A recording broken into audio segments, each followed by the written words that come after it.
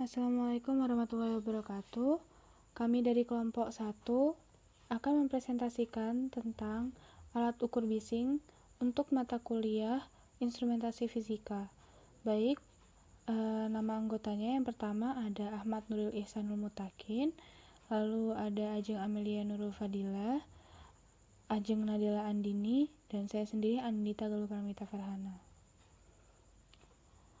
Sensor bunyi atau suara atau bising. Bunyi atau gelombang suara di udara yang mengelilingi kita merupakan akibat adanya tekanan yang sangat kecil dan cepat. Telinga manusia sangat sensitif karena dapat mendeteksi perubahan tekanan terkecil yang sekitar 0,000002 Newton per meter persegi. Kemudian ambang pendengaran yang besarnya sekitar 1/1 miliar tekanan udara normal, yaitu 10⁵ Newton per meter persegi. Suara di bawah tekanan ini tak terdengar oleh telinga manusia karena tekanan berubah dan membesar, maka akan terdengar suara yang makin nyaring, namun tekanan itu bertambah besar sampai sekitar 10 Newton per meter persegi. Setelah itu suara yang menyakitkan telinga manusia atau biasa disebut dengan ambang rasa sakit itu terjadi disebabkan karena adanya perubahan tekanan udara yang mencapai 1.000.000 kali lebih besar daripada apa yang didengar pada ambang pendengaran kita. Kenaikan yang sama pada level suara yang dirasakan disebabkan oleh tekanan suara dikalikan dengan suatu faktor yang tetap. Respon ini sifatnya logaritmik dan memberikan kenaikan pada suatu pengukuran intensitas suara dengan satuan desibel. Pada intensitas suara dengan skala desibel, ambang pendengaran sebesar 0,000002 Newton per meter persegi diberikan nilai 0 desibel. Setiap kali tekanan suara naik 10 kali lipat menyebabkan kenaikan sebesar 20 desibel. Skala ini dicantumkan dalam tabel di bawah ini. Pada tabel dapat kita lihat bahwa pernyataan tentang tekanan suara naik 10 kali lipat menyebabkan kenaikan sebesar 20 desibel, kita bisa melihatnya. Jika tekanan suaranya sebesar 2 kali 10⁵ pada ambang pendengaran, maka tingkat tekanan suaranya pada desibel yaitu 0. Lalu, jika kita naikkan menjadi 2 kali 10⁴, maka tingkat tekanan suaranya naik 20 desibel seperti pernyataan di atas tadi. Selanjutnya seperti itu secara berurutan hingga pada ambang rasa sakit, yaitu 2 kali 10 Newton per meter persegi dengan tingkatan tekanan suara sebesar 120 desibel.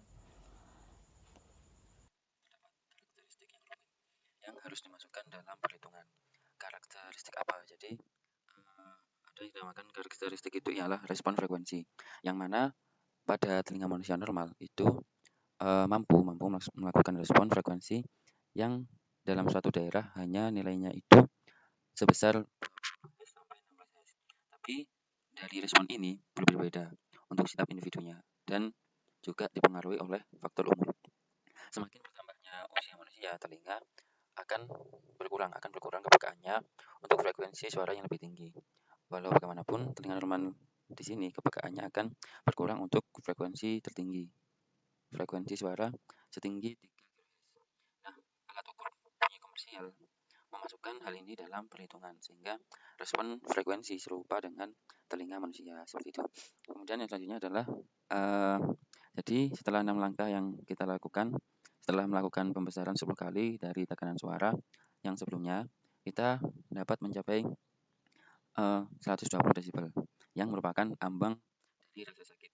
Nah, instrumen yang didesain untuk mengukur intensitas suara harus mempunyai kelakuan logaritmik supaya dapat melakukan respon yang sama seperti halnya telinga manusia. Nah, akhirnya sistem kerja alat ukur bunyi ini didesain yaitu dengan cara transducer yang mengkonversikan perubahan tekanan yang berkaitan dengan suara ke dalam bentuk sinyal listrik. Nah, hal tersebut dapat dilakukan oleh mikrofon. Jadi, untuk sistem kerja alat ukur bunyi itu, jadi kita menggunakan prinsip perubahan tekanan.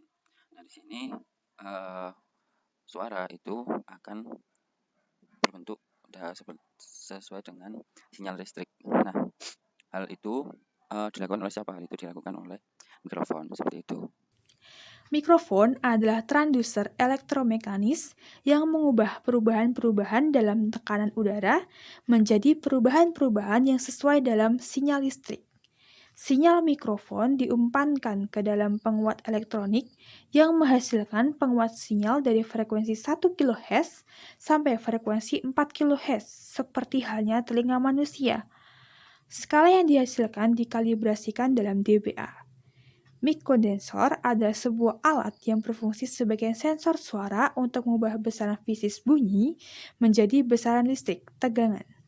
Sensor adalah suatu alat yang bisa menerima dan merespon rangsangan fisik, kemudian mengubah rangsangan tersebut menjadi suatu tegangan listrik analog. Dalam pengertiannya, sensor sering dihubungkan dengan istilah transducer. Transducer adalah sensor yang dipakai dalam suatu sistem untuk mengubah energi masukan. Energi ini bisa berupa panas, gaya, posisi, bunyi, dan cahaya. Menjadi energi listrik untuk memberi isyarat kecil guna menggerakkan sistem atau umpan balik sebagai pengendali sistem. Sebelum meter dioperasikan, sinyal-sinyal listrik berfrekuensi audio ini perlu diolah lebih lanjut. Sinyal tersebut perlu disearahkan sehingga dapat mengoperasikan meter DC dan sinyal tersebut perlu dilemahkan sehingga sound level meter terbaca dBA. Contoh dari 45 desibel sampai 60 desibel dan 55 desibel sampai 70 desibel dan seterusnya.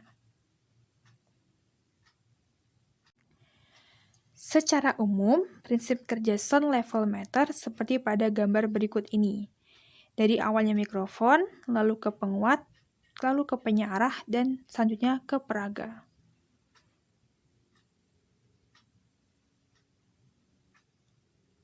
Baik, selanjutnya akan saya lanjutkan, yaitu pada tugas bab 1.